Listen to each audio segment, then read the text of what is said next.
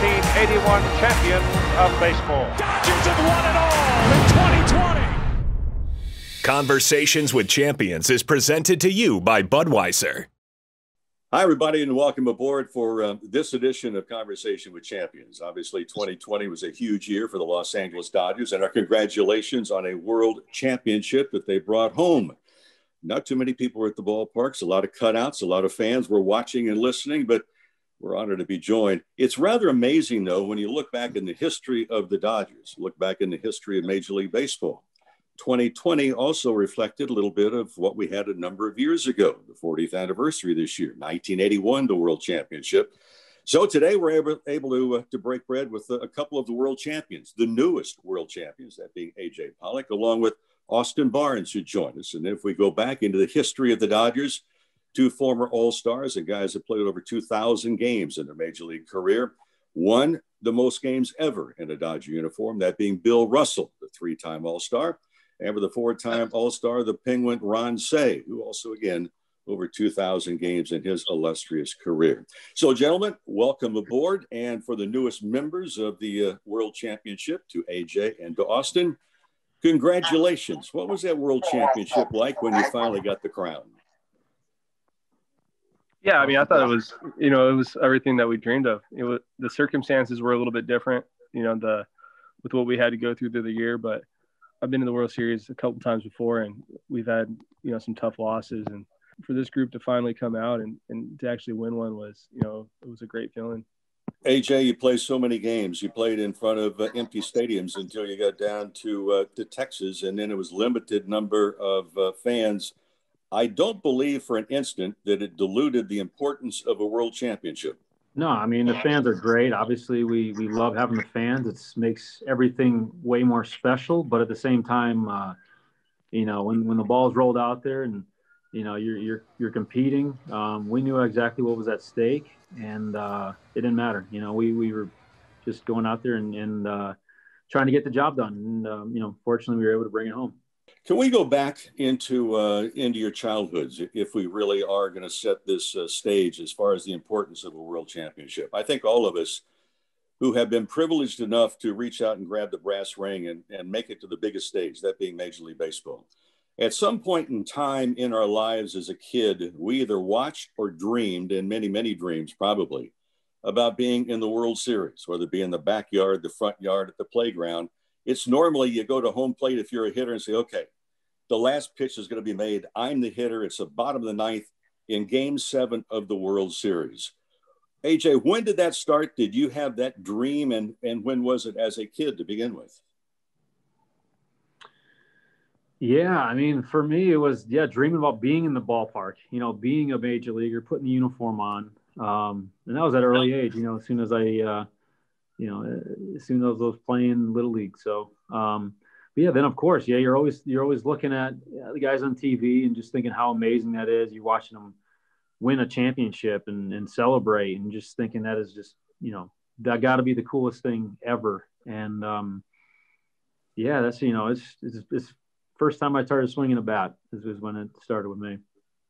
Yeah, I mean, playing a wiffle ball in the front yard and, just envisioning what's going on with saying like this is the World Series Game 7, balls in the air, you got to make a play, make the last out, guys are running and stuff like that. So, you always put yourself in those situations as a kid and, trying to make the big play or the big hit. And, it was crazy, man. Winning a World Series, that's what you grow up dreaming of. And, to finally reach it was kind of a crazy feeling.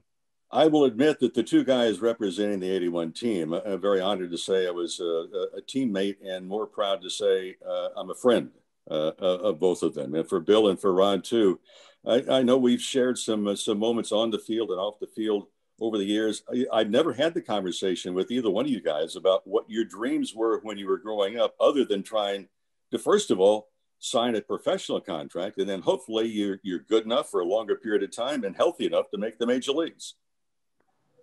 I was from a little town in Kansas, so whatever it was seasonal, we would go out and play the neighborhood kids. And of course, back then, your parents, you would leave in the morning and come back when it gets dark, so nobody worried about you. So all you did was play ball with the guys around. And, I had some pretty good tournaments with the American Legion team I was on in my junior and senior years.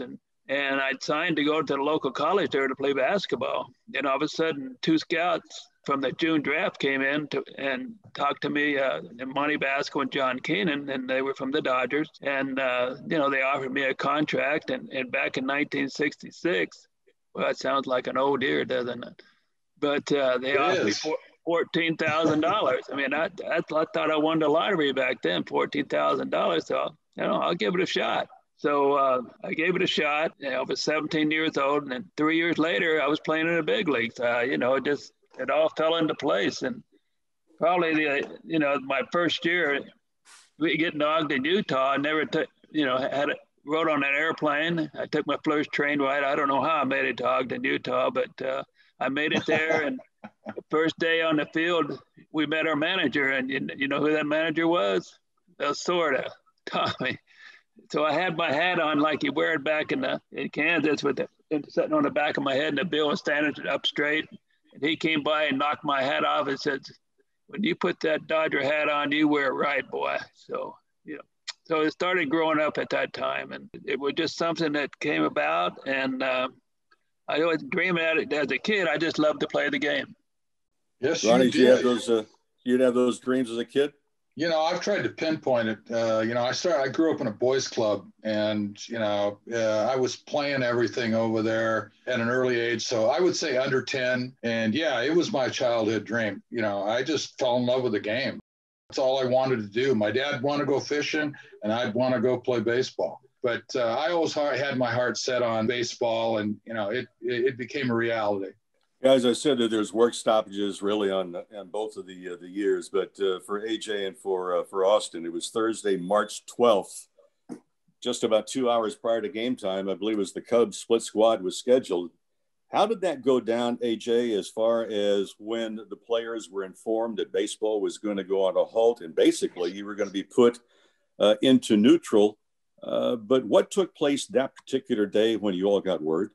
We were watching basketball. I forget the name of the guy that got it, but, we were kind of just watching what was unfolding there, and, guys just walking off the court. We were in the full swing of spring training, and, we're wondering, are they going to take fans out of the stands? What are they going to do? And then, I just remember we were at the hospital. We were having stuff with our daughter, Maddie, and just getting the call, hey, game's canceled today. And then you're figuring if you're canceling the game today, then, we're all just going to be in a holding pattern from here on out. As everyone in the country, I don't think we thought this was going to last as long as it did. We all thought it was going to be a couple weeks, pump the brakes and then back at it. And obviously it turned out to be a lot more than that. What I remember was I think we actually caught bullpens when they told us the game was canceled, but no, the pitcher still wanted to throw. And I remember thinking, why are we catching these bullpens? Just because nobody really knew what was going to happen. And what I remember really is that drive back from Arizona to California, and it was just weird. Nobody really was uncertain, a lot of uncertainty. We packed our stuff up real quick and we went all the way home, and it was nobody really knew what we were, walking into. And I just remember going to the grocery store and just being like almost in a hazmat suit and just not wanting to touch anything. But it was a crazy, it was still obviously going on. And, but it was a crazy day to look back at for sure. You've got two guys also on this conversation with champions that underwent the same thing, because Major League Baseball in 1981 went on strike. It lasted over 50 days. So for Bill and for Ron, everybody was put on hold. We happened to work out at University of Southern California. Mysteriously, bats and balls seemed to show up at the stadium. But again, just like AJ and Austin, we did not know how long this was going to last and how long we were going to be out. Yeah, it was a real difficult time for us. There was a lot of uncertainty. We didn't know exactly how the union and the owners were going to come to any kind of an agreement that they eventually did, but it took, I think, better part of 2 months. And, they decided that they were going to have a split season. And we were in first place, which is, I think, where we wanted to be anyway. But, at that point in time, you certainly don't have any idea that they are going to now divide this season into two. And fortunately enough for us, we had gotten off to a good enough start that put us in first place. But, on the other side of that coin, look at Cincinnati. They lost by half a game. And if we had all known what was taking place, there's going to be a first half winner, a second half winner, then I think possibly the approach would have been a little bit different. But the fact that we were in first place was we won the lotto. We won the lotto we're already in the playoffs. The second half of the season really doesn't matter to us. All we have to do is be ready by the time that the bell rings for playoffs. So similar circumstances. I certainly understand, Cincinnati's disappointment because overall they had the best record, but that's not how it worked. And so finally, when, we were able to, break through and win, you guys went through a lot of the same similar things. So congratulations, well-deserved. It was your time, just like it was our time, to break that last door down. We deserved it. We had earned the right to be there and now become the champions. And so that's why I feel strongly about what you guys had to go through, because it wasn't just about the pandemic. It was about you guys finally getting rewarded for all the work that you'd put into making this happen. Yeah, Ron, I think it's an excellent point. And for AJ, if we go back to last year, Dodgers were the first team to win 20 games. They were first team to win 30 games. They were first team to win 40 games. In the first 30 victories, 13 of those were come from behind victories in themselves. I remember Clayton Kershaw made a comment right around game 30 as far as the win. He said, talking about your team, he goes, "This is a special team." When did you guys know that you had something really special? Was it then? Was it even earlier?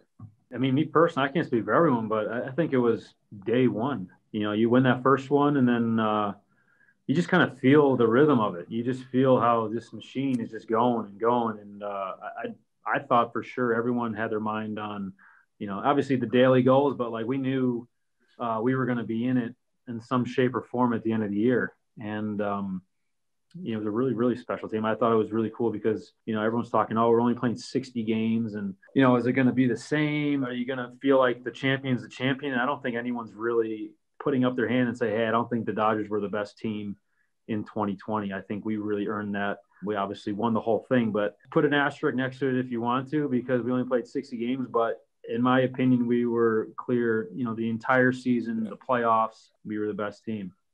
So. Austin, AJ's talking about the 60 games. For those of us who played the game, you don't undersell it at all, because normally you say it's a long marathon this season. Well, this was a 60-game sprint. There was not time to really sit down and relax. You guys had all kinds of things you had to do, including daily testing, protocols. You had to load buses a certain way. You had to get on the airplane in a certain way. You had restrictions when you're in hotels, when you're traveling around. 60 games had to seem like at least 160, really. Yeah, I mean, it was different. Being on the road, you couldn't really, before you would go out, check out the city a little bit, get away from baseball. And then, you're just in your hotel room, just getting food cooked. We couldn't go out and get food. Just getting the food catered. And it was a different season. It was different for sure. But I think we were all just thankful that we were playing baseball, because, that was put in doubt for a while. We didn't know if we were going to play this year. And I think everybody was willing to do whatever it took just to get the season in. And, it ended up being a pretty special year, but it was definitely harder than most, but, we were up for it. It's like the old line, if they're easy, everyone could do it. So you get to the playoffs, and there's an extra round that is put into the playoffs. It's like the 81 team had an extra round put into the playoffs too. You get through it very, very quickly as far as the Milwaukee Brewers. Then you go 3 out of 5 against San Diego. You're successful in that area itself. But the burden of, are you going to play at Dodger Stadium? Then eventually you go down to Globe Life Field.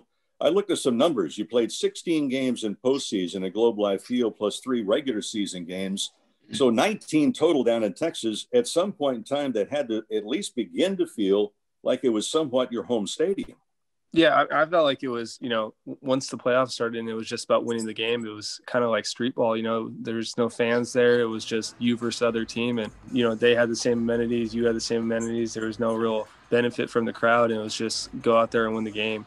People kind of forget about that Milwaukee series. You know, a 3-game series, anything can happen. We run into a team with 2 good starters, which, you know, the Milwaukee, they have their ace Woodruff is really, really good. And anything can happen in a 3-game series. So that was kind of a strange little part of this postseason. But yeah, I enjoyed, you know, Globe Life Field. It's a different kind of field. It's bigger than most. Probably AJ has probably more of a appreciation because the outfield's so big. But yeah, it started to feel like home after so many games. Once you knew this year that your family was healthy and then you could get back to terms, but you had a season that you played such an integral part, but how differently did that ballpark play during the series? Like you said, we played, would you say 16 games there? 16 during postseason plus the 3 regular season. Right. I felt like every game out there was different. There was a lot of wind in left field. Personally, I kept telling guys, no, first day wind was howling in, and you could see the cardboard cutouts going nuts. And then the next day there would be nothing. And I just remember playing the old ballpark. They had a ton of wind. You know, obviously this stadium was right next to it. It felt like it was a dome, but they had a lot of options of opening roofs and opening panels. You know, for me, it was definitely an interesting stadium out in left. The dimensions were big, but there was an interesting wind factor for left field personally. And I do think it was a little cool how we were there for so long. You know, all these other teams would come in and, you know, they'd kind of have to learn the stadium a little bit, but we, because we kept winning, we kept staying there and, you know, kind of became our own home away from home. Did you like hitting in that park? No. You didn't? Because of the wind? Yeah, it's weird. It was, I mean, you guys probably saw it. There was some days where, you know, you could crush a ball to left field and it would go nowhere. And then there was another day where like, what dang, actually, it looks like it's carrying okay. So interesting ballpark, beautiful ballpark. Yeah. I think the big outfield helped us with, you know, our outfielders are really, really good. You know, Mookie, AJ, and Belly, they can all go get balls. I felt like it was kind of an advantage for us, but that it was a really big park. Really, some balls get hit and you're like, oh, it's a home run, and then just get caught. So it was different for sure. 3 in particular were caught, 2 of them by Mookie Betts going over the top of the fence, and the other one with Bellinger made another catch too. It reminded me a little bit of the Philadelphia Phillies years ago. Gary Maddox, who one of his pitchers says, yeah, the ocean covers 2/3 of the earth, and Gary Maddox covers the other third. Those guys are good, man. Belly, AJ, Chris Taylor. You know, they got some range in the outfield, and I think that was a big benefit for us at that place. Well, Bill, this edition of the Dodgers, they did it much better than in '81 because in '81 had to play that extra series. They lose the first 2 games in the 9th inning, bottom of the 9th in Houston. Go back to Dodger Stadium, you have to win 3 in a row. Then you move on to the next series against Montreal, have to win each the last 2 in order to get to the World Series. That's not the easy way to go into the playoffs, is it? Well, it's not. You know, that kind of a year, you know, it's weird in a way, just like the Dodgers year was this year. But anyway, you know, it was just something that was meant to happen. Like Ronnie said, and we were due 77, 78. We lost. We probably had the better team than the Yankees, but for some reason, we just couldn't get there at the end. And but in '81, you know, our infield was together for 8 years. All of a sudden, Steve Sachs comes on the scene, and we know something's going to happen to one of us. And this might be your last time. This is our 4th time that we've been there. Then that season happened that way, and then you get to the playoffs. In every series we were down, we had to fight our way back. And back then, Houston had Nolan Ryan, I think Mike Scott. I mean, holy cow, you got to get by them, and they're ahead the way they were. But we edged that one out, and then we go to Montreal where the roof is open, obviously, and it's freezing, sleeting, and, you know, we're down. So we battle our way back, and then Rick Monday comes up to the plate where it's freezing. You can see your breath out there. And he hits a bomb off Steve Rogers, who was the starting pitcher, but he came in at the end of the game there. And Rick got a pitch to hit, and he hit it. I was hoping it was going to go. It was so cold, you know, you had to have the power to hit it because this is not going to carry. You know, you thought Kirk Gibson's home run was huge, but look at this one. Well, actually, Ron, saying the 9th inning, Ronnie, you hit a ball that I thought was going to go out of the ballpark. It didn't. And I was as shocked as anybody that this one went out. Well, I got to tell you, Mo, I didn't think it was possible to hit a ball out of that ballpark that day. You know, it was just so cold. And it was like, what was it, 25 degrees? Yeah. We got the day before we got snowed out, right? Right. Yeah. Went from a night game to a day game, and we're all sitting. You know where we're sitting? We're sitting in the lounge at the top of the hotel, and we've got a noon start the next day, and we weren't sure whether we were going to be playing. And then Lasorda, of course, when we get to the ballpark, when they do the introductions. How about that? I don't want you guys wearing your jackets out there when they read out the lineup, you go get introduced. And if you're the visiting team, man, and you're out there and it's 25 degrees and you got to stand and wait through all of that plus the other team's introduction. And we're hitting first. Okay. And they had those huge blowers in the dugout, right? So you went from it was even worse when you went back out on the field because you got too warm, it froze faster. But Mo hits the big home run off of Steve Rogers. Thank God. Fernando pitched the ball game. We're back in New York. We're leaving for New York after the game because the World Series starts the next day. So it was a crazy year. But, we just kept hanging in there. And we were a team of destiny at that point, And, Bert Hooton, Jerry Royce, Bobby Welsh, all those guys did such a great job for us during that period of time. They don't get nearly the credit sometimes.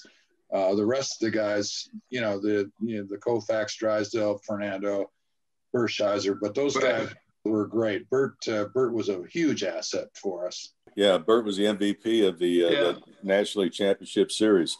So the Dodgers, last year, they did it the right way. They sweep each of the first two series, and then they played the Atlanta Braves.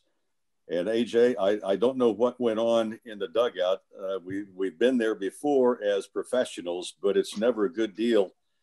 When you have a series, you've got to win it to get to the big dance, that being the World Series, and you're down very quickly 2-0. And exactly you've got an uphill battle from that point. Yeah, Braves were a heck of a team too. That lineup was hot. They had a couple arms, a couple of rookie guys that were throwing well for them. I think it was just, we all were on the same page. You don't know what was going to happen, but we knew that we had the team that, we win that first game, our rotation, guys are fresh, we're ready to go. We were playing 7 consecutive games too. And I think that was a huge advantage for us with the depth we have and the pitching that we have. So we knew absolutely if any team could do this, it's us. Once we had that first game, I think that was Will Smith homer game. We knew that the momentum was completely changed. I think after that first game, made it 3-2, and then it was just we got to win 2 games in a row. Was there a feeling of you're down no games to 2, then you come back and you blow them out game 3, 15-3? I thought at that point it was going to be you guys are on easy streak, but then you get turned back in game 4. But that's when you guys really got down to business, and it wasn't just like swinging for the fence all the time. It was taking walks, and then you started to get into the Braves bullpen much better. Yeah, I thought that was kind of a key to our success and to outlast them, really. They threw those guys a lot early, and they wanted that big lead. But like AJ said, our depth kind of showed its head there. And, that Braves team was really, really good. It was probably one of the best lineups I've seen since I've been in the big leagues besides that 2018 Red Sox team. They were that Braves team had a really, really good lineup, and some of their pitchers threw really, really well. They had guys step up, but I think we just took it one game at a time. It sounds corny and everything like that, but we really felt like we had a really good team who could if anybody could do it, we can do it. So let me ask you, Austin, because you're one of the perfect guys because you catch him a lot, and that being Julio Urias, because if we look at Game 7 of the NLCS. You guys win it 4-3, 1-run victory. But if we look at what Urias was able to do, he pitched the last 3 innings of that ball game, and he was absolutely brilliant. Did not give up a base hit, did not give up a run, and retired all 9 batters that he faced. And here's a guy that did during the season. Was he a starter? Was he a reliever? But boy, did he come in that night and stand tall. Yeah, you can't tell if it's Game 7 of the World Series or if it's the second game of the season with him. I think his mindset and his tempo just pretty much stay the same, or at least he doesn't let it show. And, he threw some of the biggest innings in, Dodger history this last season for us, game 7 against the Braves, and then Game 6 versus the Rays. He went out and did his thing. Before you get to the World Series, and that's against the Rays, Chris Taylor said, This year, we didn't just focus on hitting home runs, although the home runs was a big, big weapon for you guys. And AJ, you had 16 to tie for the team lead, but there was more dimension to this offense of the Dodgers than just hitting the ball out of the ballpark.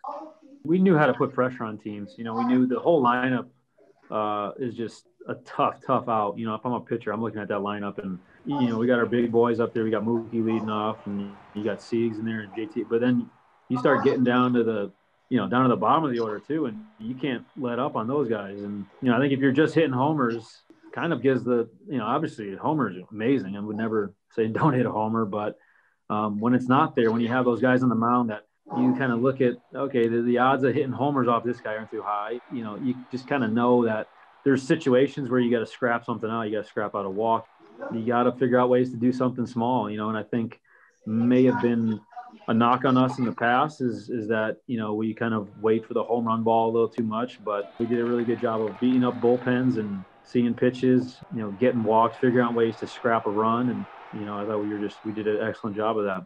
Yeah, I think AJ really put it on the head too, because he's talking about looking for other ways to win, because the good teams don't rely on just one dimension because they've got so many different tools that they can use. Yes, absolutely. I think the more multidimensional your offense is, if something's not working, there's an opportunity that you're used to playing under these circumstances that you can utilize. And the fact that we had a lot of speed at the top of the lineup, you know, Davey was our Maury Wills. And I remember one year, I think Davey hit 28 home runs.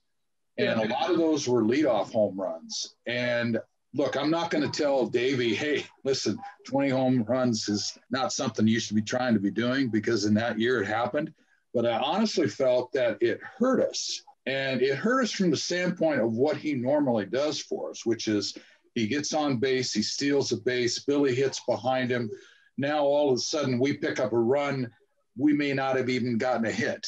And we do that a couple times in a game with the kind of pitching that we had. You know, we could strike. We had power, we had speed, we had different guys in the lineup that could do that. It seems like the all of baseball is obviously reliant on the home run ball. They're not playing the game technically where, you know, you don't hit it, you score 4 or 5 runs in an inning, not by hitting a home run. You get hot. And so Davey was, you know, extremely important part of all of that. Also, let me ask you about game 4. You guys going to that game, you had the lead going to the 9th inning, you're up 2-1 against the Rays. Then there was, I think, a very painful play that in retrospect, I think it really showed the true grit of what the Dodgers were about, because in that 9th inning, you have a 1-run lead. Kenley Jansen comes into the ball game. Rosa Reyna is able to get on base, and then it looked like the wheels fell off the buggy, and Brett Phillips came in and with 2 strikes gets the bloop single. And then everything you guys have been working on as far as the fundamentals of the game just left the building, with a couple of errors on one play and a stunning loss in the 9th. Yeah, even watching it right now is, you know, it's one of the crazier plays I've ever seen, but it's I think we put it in perspective really quick, like we had to. You know, if we were going to win the World Series, we had to put that behind us, and I think maybe the series before that helped us a little bit. You know, being down 3-1 against the Braves and having to come back, just taking it one game at a time. There's nothing we could do about, you know, what happened in that game 4 after it was done. And I think that, you know, a lot of teams that could have really crippled them, and you know, they could have hung around on that loss, but we turned the page and we took care of business the next 2 games. So yeah, that one hurt that night, you know, but we turned the page. Yeah. Let's go to game 5 in Austin. Something that I want you to talk about also. 3 pitches into the game, you have a 1-run lead, because the top of the lineup with Betts and then with Seager, you get on the board very, very quickly. One of the big turning points, I thought, in the game, and it was huge. There's 1 out, Rays are down by a run. You're catching. And all of a sudden, Margot tries to steal home and tie the game. What took place as far as the sequence and who told what, and how do you react? You know, I've never had that happen to me before. You know, Kerr said that somebody's tried that on him before, but there was a lefty up, so I had a little better vision to my left. but I just kind of felt him coming. I didn't feel him stopping, and then Kirsch stepped off, and I'm like, oh man, he's really trying to steal home plate right now.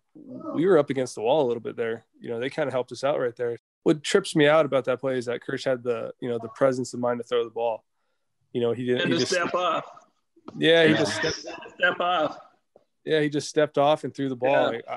I felt like he was I felt like he was coming home, but Kirsch's back was to the guy. So that's what really trips me out about when I look back at that play. But man, that was crazy though. The next game, game 6, you wind up, you lead the series 3-2 going in. Rays jump on the board early. Rosarena hit a first inning home run. But Mookie Betts 2 different times in postseason with the infield in tightly was able to score, and including in game 6. How much and how good of a player is Mookie Betts, and how much did he bring, I think, just solidified this Dodger ball club with his catches, his hits, the way he runs and instinctively plays the game of baseball? I mean, you can't even put into words how big he was for us. We were talking about the catches early on and base running. I mean, he's just that kind of player where he's doing so many things right that when you get into these games where everything's on the line, he just has everything to take advantage of someone. He's got so many tools. He's got so many things that he does exceptionally well that, if the other team is not paying attention or if they can't hold a runner, and Mookie is just so instinctive and everything is just so good about his base running. He gets on third base, like you said, it was a pretty quick ground ball too. It wasn't like it took very long. And exactly. His steps, everything is just perfect. And he does that in his practice. He does that in spring training. Every single rep he takes is that. So, when he does it in the game, it's no surprise. He just does that every single day. So it was incredible playing with him this year. I know Barnesy would say the same thing. And he's so good. He's such a good baseball player. We started this off by going back as youngsters in the backyard or in the front yard or in the playground. You think about, okay, this is the 9th inning of Game 7 of the World Series. You're in Game 6 and you're trying to close it out. In the 7th inning, the phone rings in the Dodger dugout, and Dave Roberts is told on the phone that Justin Turner has tested positive and he has to leave the game right then and right there. We were not in that dugout. Don't know how much of the conversation was privileged, but what was the overall thought? And did you guys even know really what took place in that dugout during the 7th on the phone call? I had no idea. I thought he came out of the game because he was kind of beat up in the playoffs, and I know he was kind of battling through some, I think, hamstring issues. And I was kind of mad. I was like, JT, how are you gonna come out of this game right now? Because I knew he won it, but and then I looked over at third base and Rios is in. And I'm like, what happened? And came out later that he, was what happened. He got tested positive for coronavirus. But as the players, you're just so tunnel vision in that game, trying to win the game. Sometimes you don't even recognize what's going on around you. And thankfully he's all right. And we got the job done. But Eddie Rios got a ground ball that inning too, which is he was ready. He was ready. Ball. I believe it was the first batter hit a ball down. Might as well get tested real soon, huh? Yeah, might as well get it out of the way. But it was crazy. AJ, it's difficult anytime, but did you know what had transpired with that phone call and how it was going to impact the team right then and there? Yeah, I mean, I pinch hit for, so you pinch hit for, you go run in there, get your spikes on, or take your spikes off, your day's done. And, I grab my shoes and Kike's down there. And I think this is even before Doc even got the word, but Kike told me, hey, JT just tested positive for COVID. And we were just having a conversation back and forth, like, no shot. And he's like, just watch. He's like, he just did. They're about to take him out. And so, I mean, you're just thinking about, this is 3 innings away from, hoisting the trophy. And you're just like, there's no way you can take out a player in the 7th inning. It's just so bizarre. And then you kind of are just like, you hear it and then you go, this is 2020. That was the year. That kind of sums up how this year was. It was just bizarre. Anything could happen. And, instead of letting it affect you, we just kept moving forward. The bullpen in Game 6 worked 7 1/3 innings of shutout ball. And again, Julio Urias went the final 2 1/3 innings, so the bullpen really kind of closed it out. Let me ask you two guys right now. When that final out was made, what was your immediate thought? And did you have even a fleeting moment of going back as that 7 or 8-year-old in the backyard and saying, this is game 7 of a World Series? I think it just happened so fast. You know, you're in the game mode, and then you try to process that, man, we did it. Yeah, I was just happy, man. Like I said, so many times before, we've had our hearts broken, and then we finally got it done. And it's just a crazy feeling. It just really is. It's a sense of accomplishment. You know, all your teammates become kind of your brothers, and you guys finally worked to something and finally got something done. So, but yeah, there was time to reflect a little bit after, but in the moment, it went fast for me. AJ, what was the first thought you had when you see the final out? Barnesy was playing. I was in the dugout. And so you're tunnel vision, but you're also able to soak in a little more, just kind of watching the guys out there, watching them battle, and just, you see that last pitch, and, everyone has a similar story. They Little League and high school, and, they have their own journey to get to this point, and we're all just in it together, and you're doing it with the brothers that you've gotten so close to through such a difficult and just a season that really tested, everyone's ability to adapt and grind. And we did it, and it was just incredible. And, you'll never forget that feeling. There was a number I ran across at the end of the season that the Dodgers, and I forget the exact date, but you guys won for the franchise. It was victory number 11,000. So you figure as a franchise, 11,000 victories.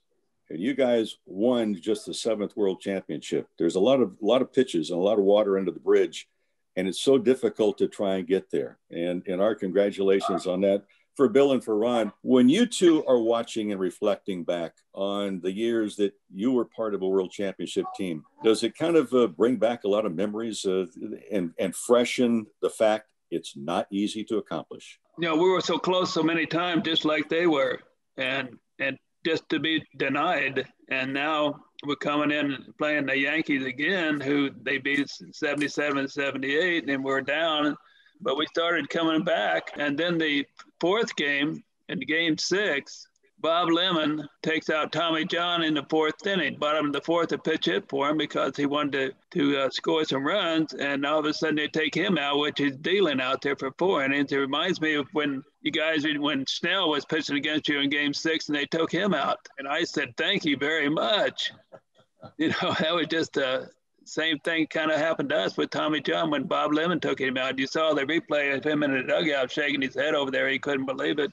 But it just took a lot to get there, and you go through all that. And then finally, a storybook season that ended on a great note.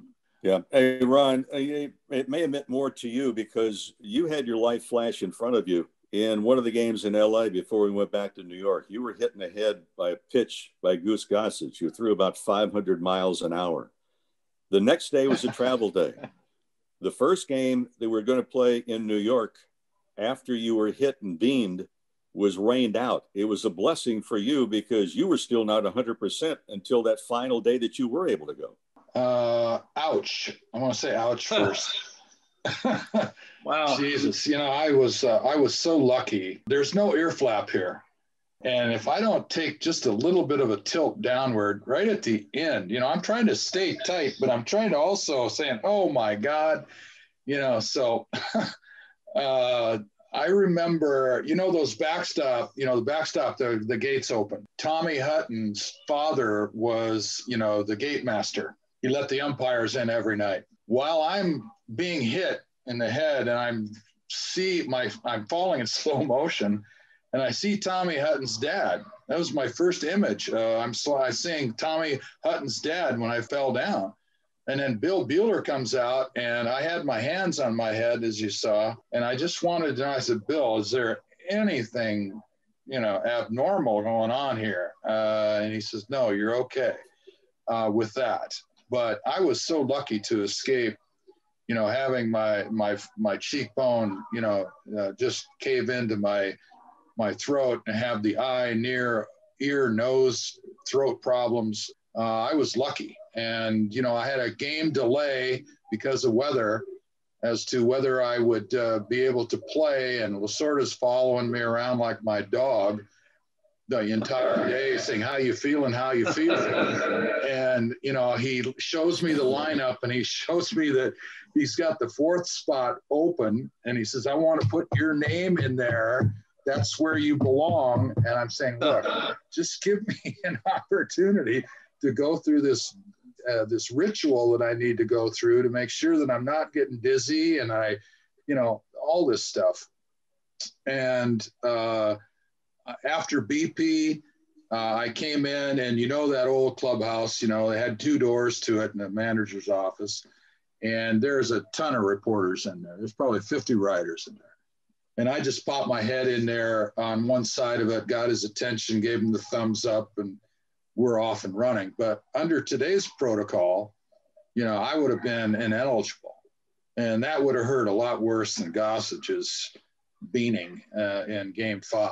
The fact that they left it up to me and I passed all the protocols back then was good enough. But the extra day definitely helped me. It was an extra day of rest. And then, of course, we got off to a good start.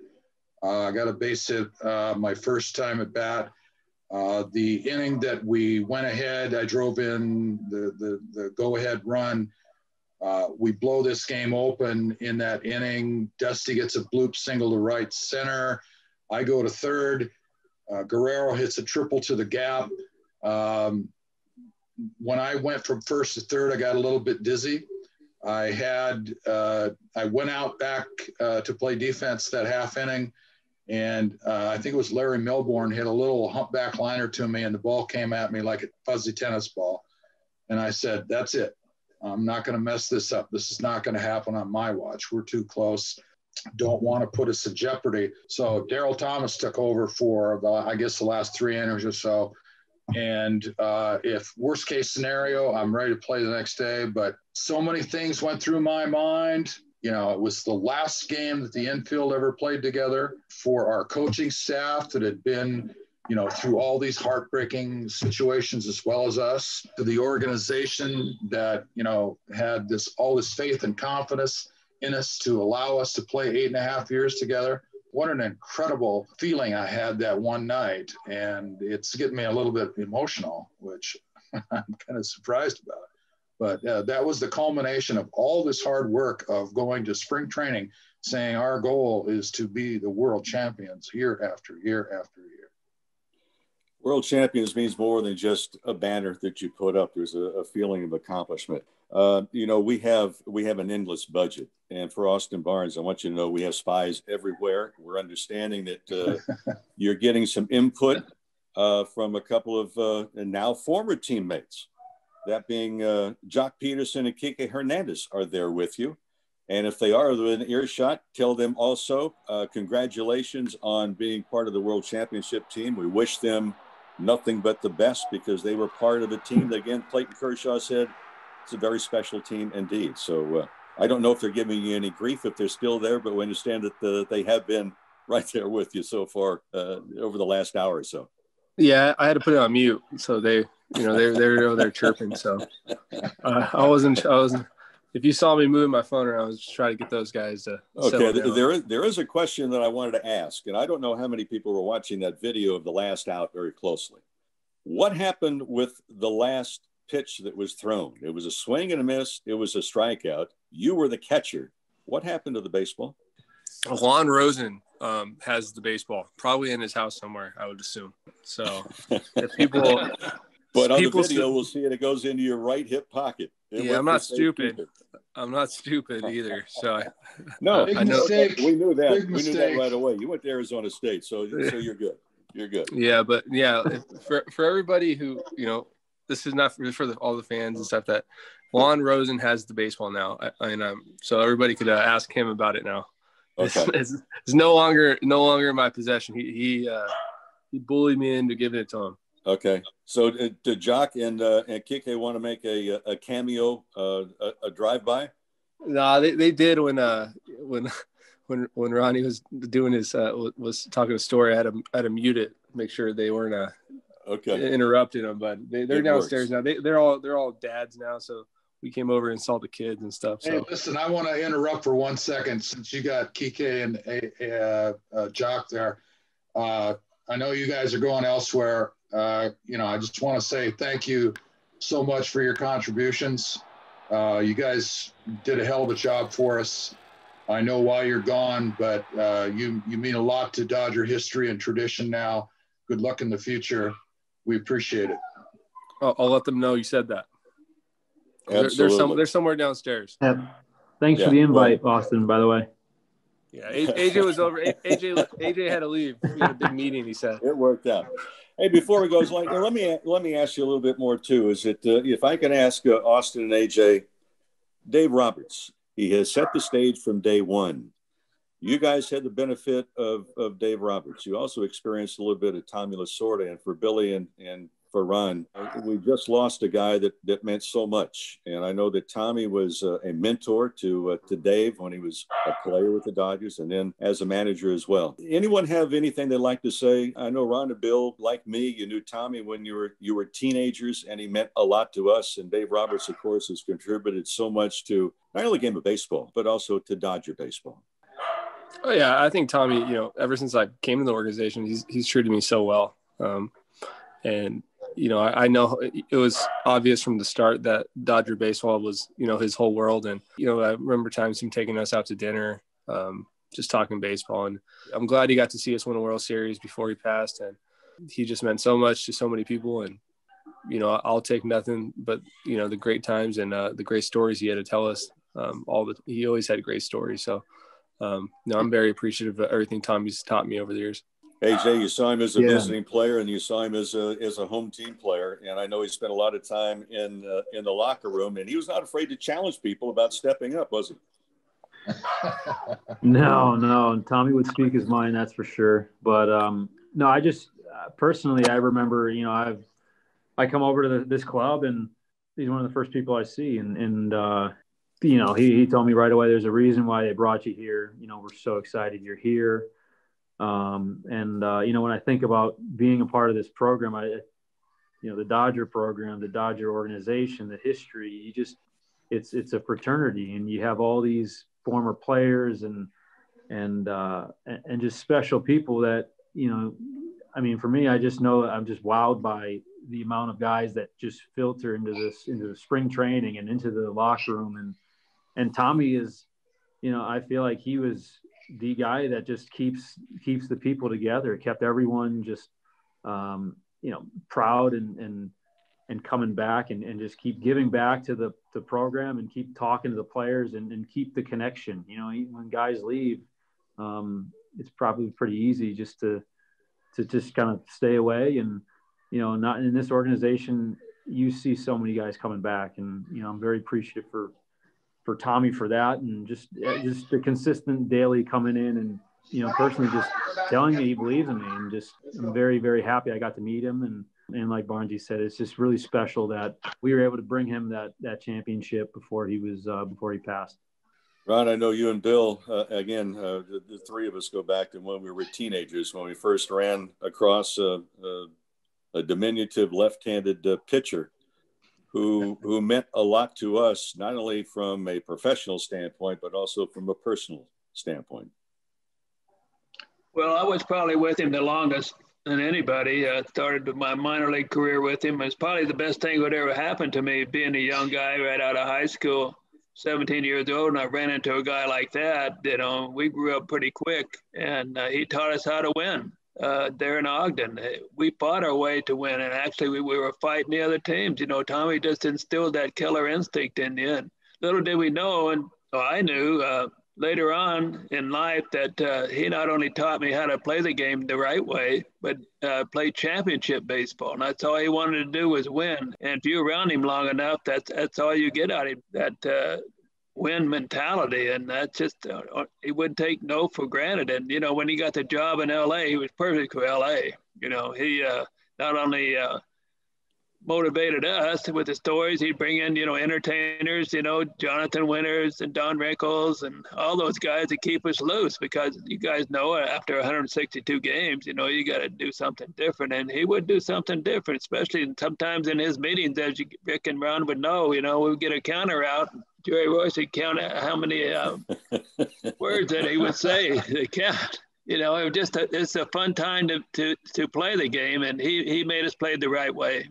There's no question that we go back to the beginning of all of this, and we all met Tommy at an early age. The amount of time that he invested in us on the field and off the field was he became family. I mean, everything that we did was centered around what are we going to do, after the game? What are we going to do over here? And, I was with him in Instruction League baseball and AAA baseball for 2 years. And, he knows everybody's name in my family. And I'm sure he does of Mo's and Billy's as well. It was an incredible attribute that he had. One of the best things I think he had about who he was in baseball was that he really could recognize talent. And he took and basically surrounded himself with the nucleus of what was going to be the team for about a 10-year period. That entire infield is homegrown. We all grew up in that era. It was just a privilege to be a part of this organization. Tommy had a great deal that went into, our molding and our belief about, there's nothing that we have to look at other than being the world champions. Every single year that was ingrained in us. And then the shrine of Vero Beach with all the subliminal messages that you were left with walking down the hallways with the world championship team here and the greatest player at shortstop or second base and in Dodger history, and you wanted your picture to be up there and you wanted your team to be up there. So we had such a great education, such a great desire from people who really spent a great deal of time to make that happen. Well, for all of us, sad in the passing, no question about it. And I think our hearts are filled with the fact that the last game that he saw was the Dodgers win yet another World Championship. I want to thank everyone to take their time. You got many, many things to do. To AJ Pollock and Austin Barnes, congratulations again. You joined a very elite group of world champions, and this with the Los Angeles Dodgers. And to Ronce and to Bill Russell, thanks for taking some time out. This has been fun for us. We hope to do it again in some time in the future and talk about the champions and get into what it really takes to get not only individuals together, but the teams together. But again, guys, congratulations and thanks for joining us tonight. Welcome. Thank you. Guys. See you guys. Yeah. Thank Thank you. you, guys. See you guys. Right. Bye. Congratulations. Be well. Thank you. Take care, guys. Conversations with Champions has been presented by Budweiser.